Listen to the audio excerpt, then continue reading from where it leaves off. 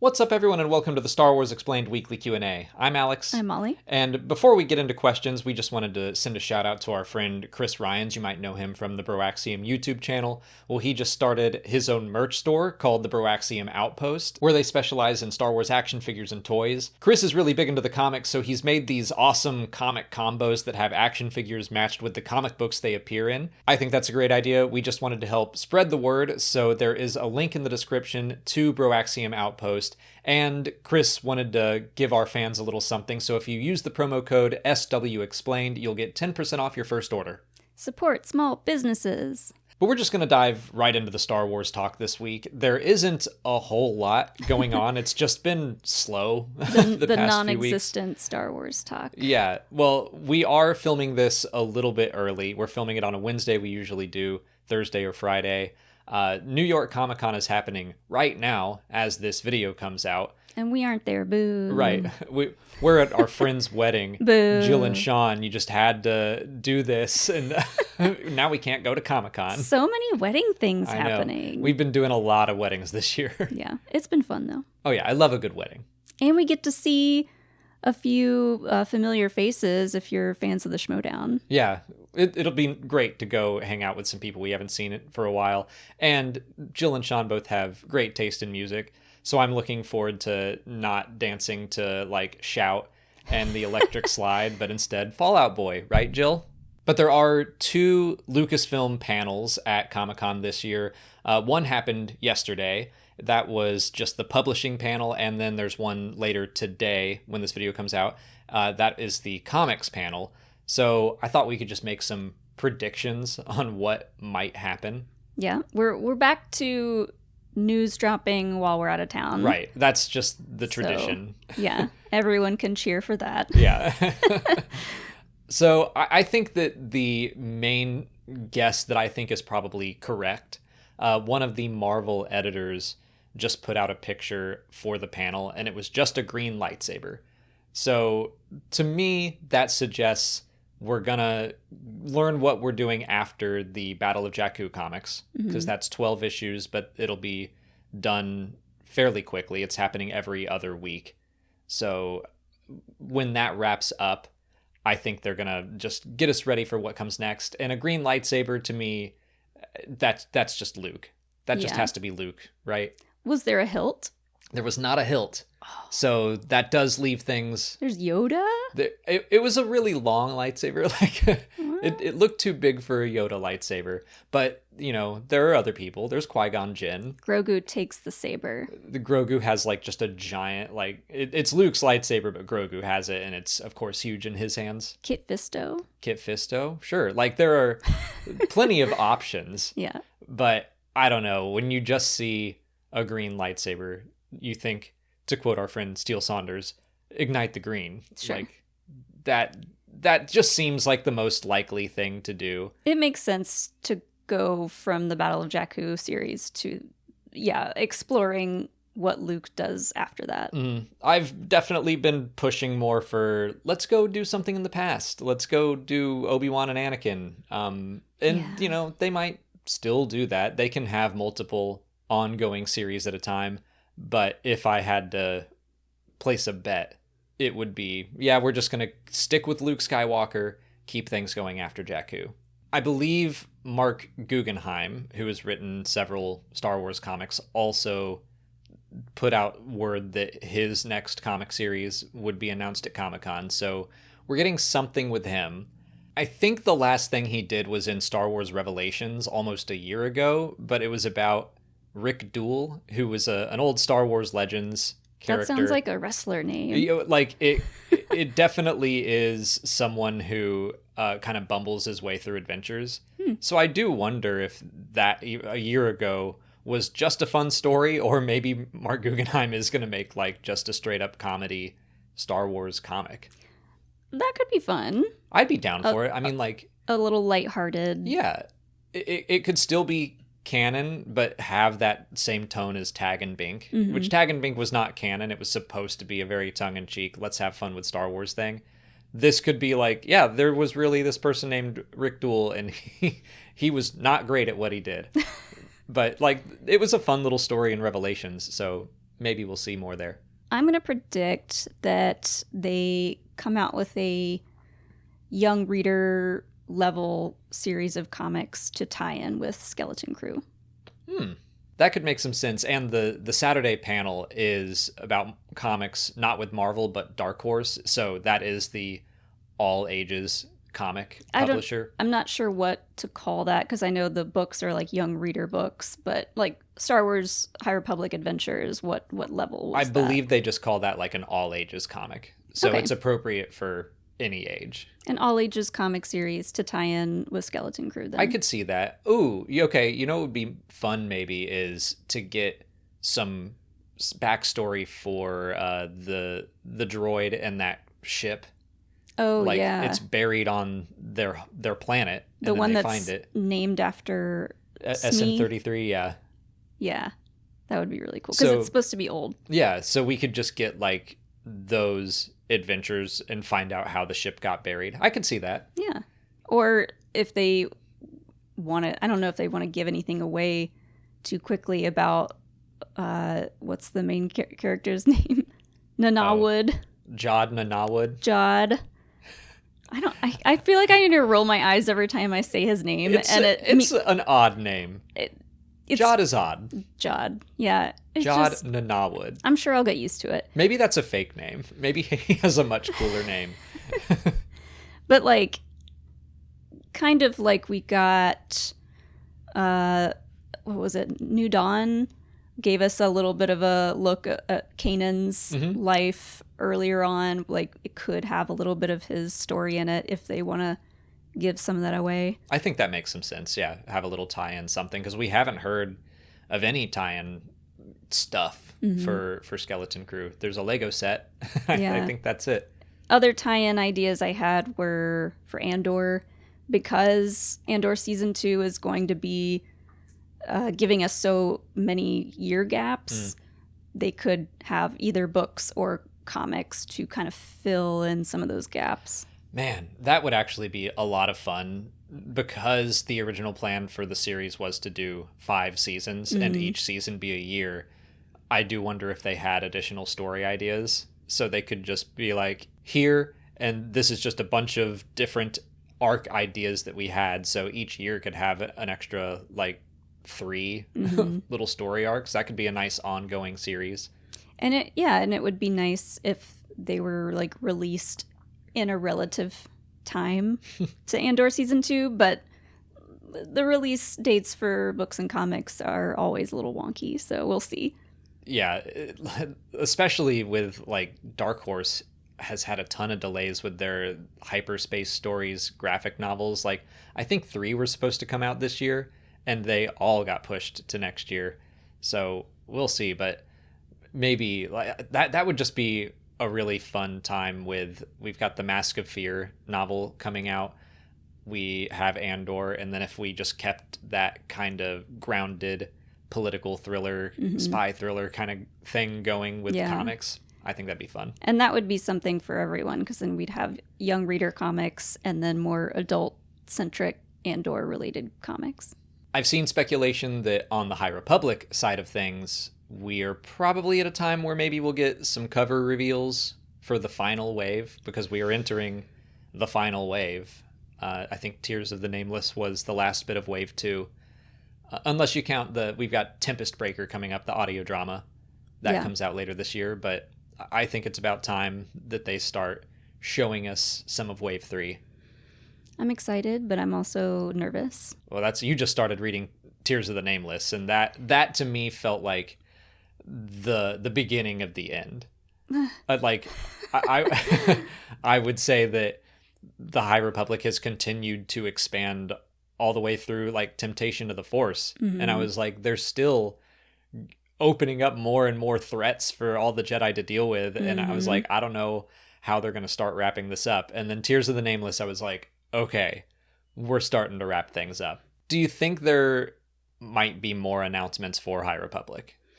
Or has it all been announced? Because we do still have like more comics on the way.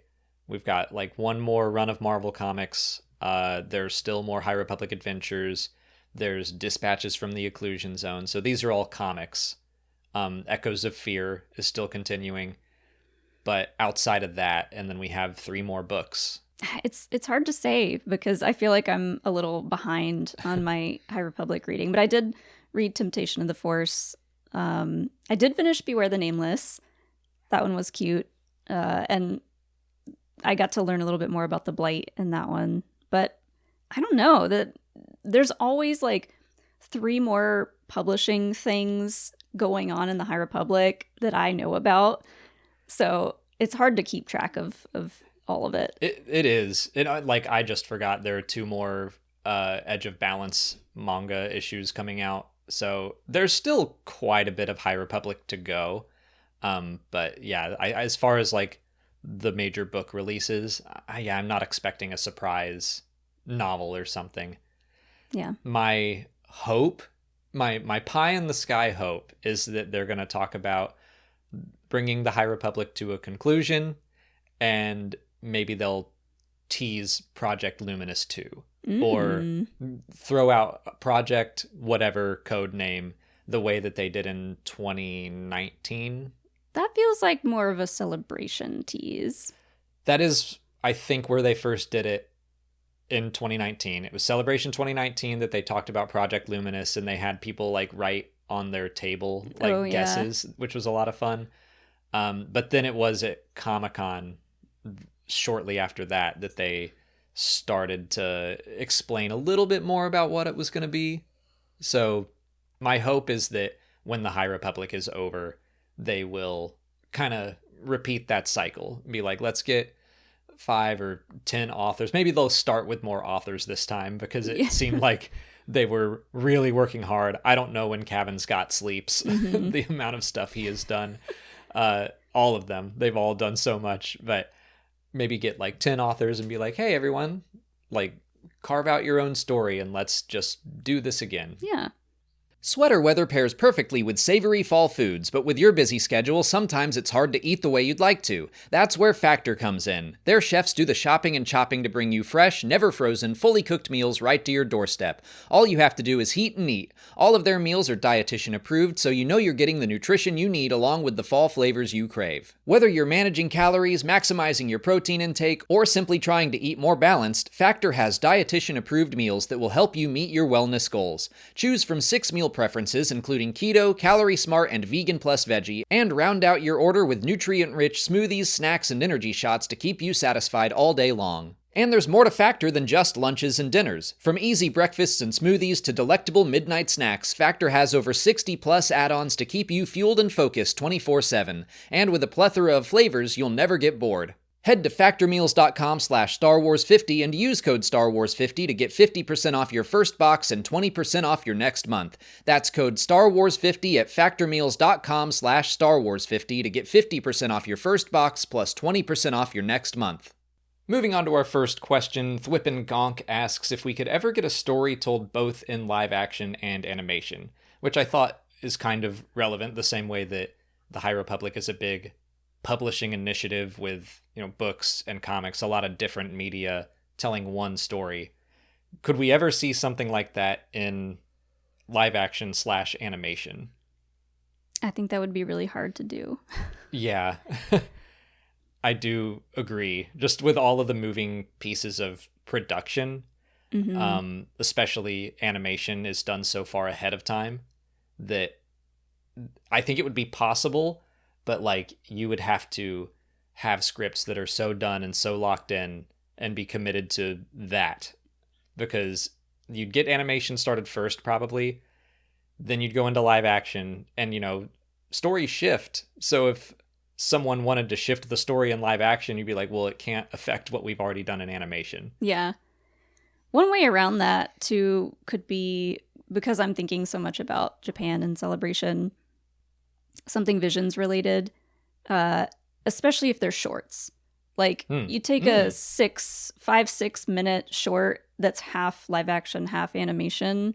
That's a lot easier to do than a whole show. That would be interesting. Like, I think Visions, they very much set it up and want it to be like a celebration of animation. But yeah, something like that. just a bunch of vignettes where some are animated, some aren't. Would you call Who Framed Roger Rabbit a celebration of animation? Sure. So let's get something like that going.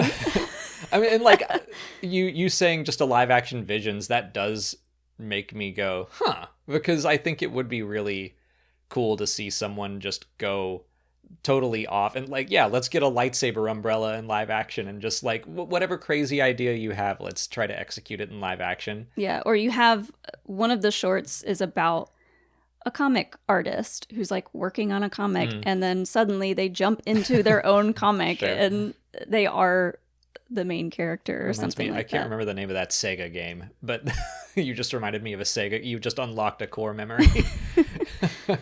That's like not, telling one story, but I do think that sounds a lot more feasible. Yeah, because the shorter time constraints definitely would help, and I think the creative leeway that something like Visions has, it would be a lot easier to work with that. So Thwippen kind of asked this off the heels of last week's discussion of what a second season or a continuation of the Obi-Wan Kenobi story could be.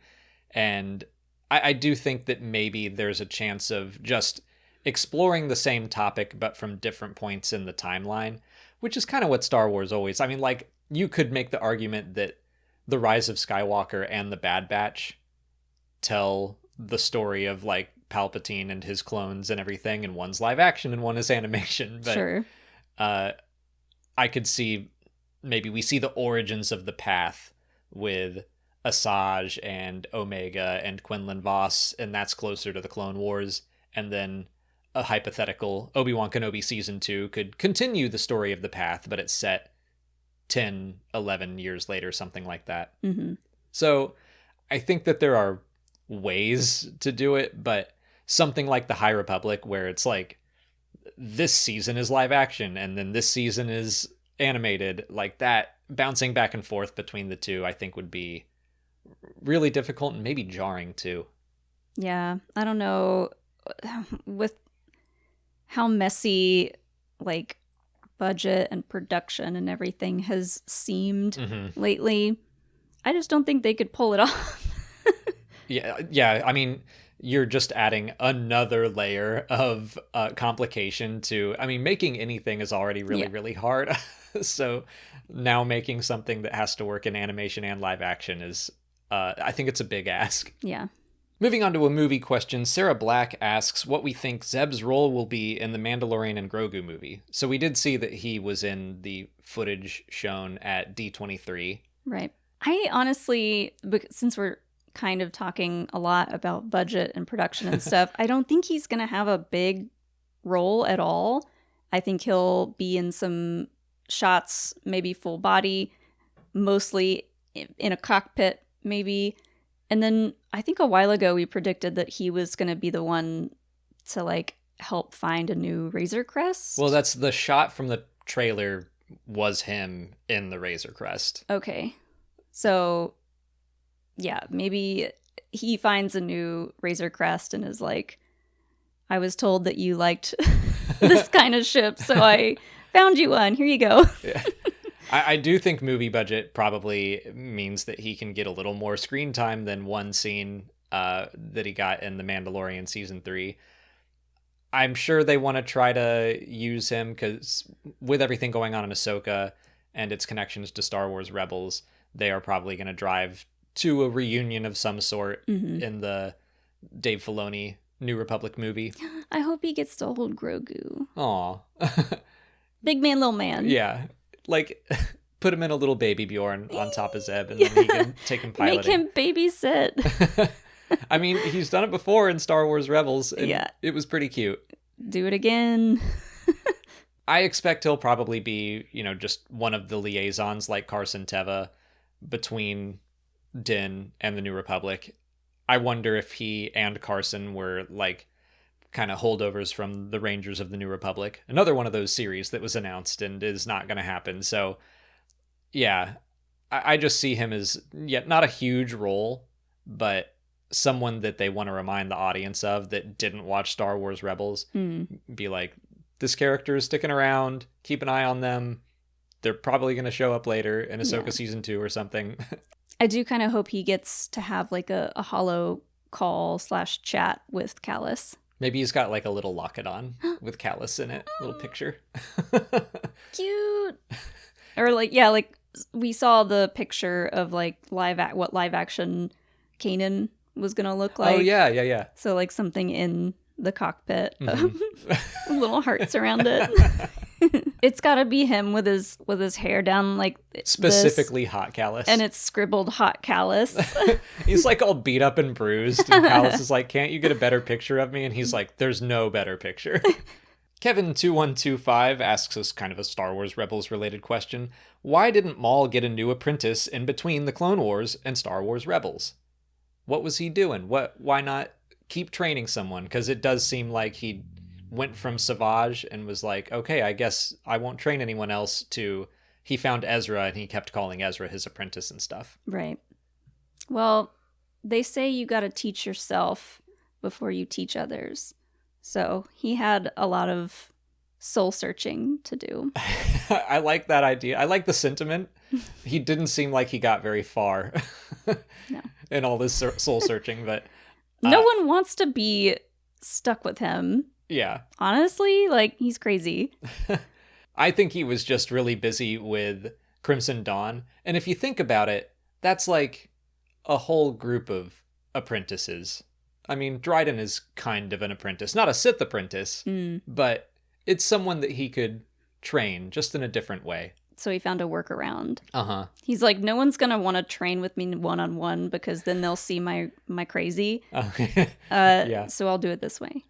And we do know that he, again, I don't know that trained, like, especially not as a Sith, but he taught Kira, told her all about Palpatine and Vader and the Sith. Yeah, I was going to say maybe he considered Kira kind of a sort of apprentice. I think maybe we just saw him still acting a bit like a Sith. Like, he's still, his one goal is, I have to kill Palpatine. Like, that's what I want to do, is take down my former master. Still very much Sith thinking, but I think he was just trying it in a different approach.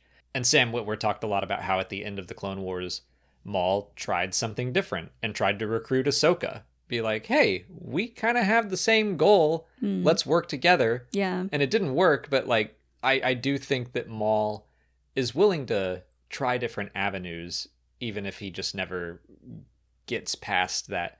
I mean, again, Sam Witwer talked about Maul as Sisyphus. Like, he gets close to Palpatine. Keeps running up that hill. And then the boulder rolls back down and he has to start from scratch. So yeah. Crimson Dawn was like another boulder that eventually failed. And then he winds up on Malachor. We still don't know how. And Ezra falls into his lap and he's like, apprentice. Yeah. He just like makes that happen. Starts calling him his apprentice. Yeah, and Ezra's like not into it.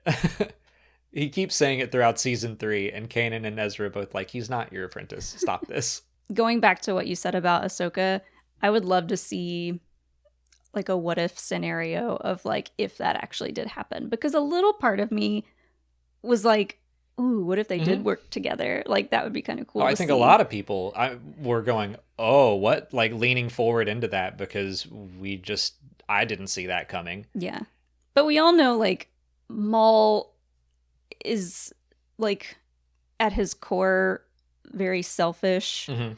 So, like, in the end, it wouldn't have worked out. But if we're just talking, like, fantasy what if scenario, it would be cool to see them working together. Yeah, that's why it's so compelling, is because you're like, oh, maybe this could work. And also, they are two sides of the same coin. One was a rejected Sith apprentice, and I don't want to say Ahsoka was like, she was kind of a rejected Jedi apprentice by the council, not her master. Self-rejected. Yeah, and then she walked away. But both of them like didn't get to complete their training. So seeing the two of them find some common ground for even just a second was so cool. And then we could see Maul pull out a little bit of Ahsoka's dark side, and Ahsoka could maybe teach Maul how to cook or something. How to love, make his heart grow 3 times. Yeah. Teach him something useful. That's all the time we have for questions today. If you want to leave a question for next week's video, just put it in the comments below or sign up for Patreon to join our weekly Q&A discussion. If you haven't already, please like this video, subscribe to the channel. Follow us on Twitter, Instagram, TikTok, and Threads. And as always, thanks for watching, and may the Force be with you.